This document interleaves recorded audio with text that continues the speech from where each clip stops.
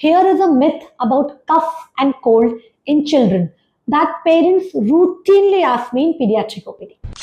Myth number 1, cough syrup जो है वो कफ को ट्रीट कर देता है। ऐसा नहीं होता है। हर खांसी अलग होती है। कई बार हमें पेरेंट्स व्हाट्सएप भी करते हैं, मैडम बच्चे को खांसी हो गया है, कोई दवाई लिख के दो ना। कफ किस वजह से होता है वो हमको देखना पड़ता है, एग्जामिन करना पड़ता है, बच्चे की हिस्ट्री लेनी पड़ती है, उसके बाद हम डिसाइड करते हैं कि जरूरत है या नहीं कफ सिरप की।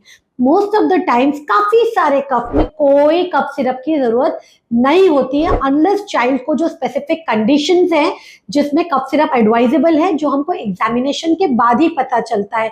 तो प्लीज ये एक बहुत बड़ा मिथ है कि cough syrup can cure the cough, और पुराने प्रिस्क्रिप्शन देख के अपने बच्चों को फालतू के कफ सिरप देना बंद कर दीजिए। It may not even work for the child and it will cause more harm then benefit. Thank you.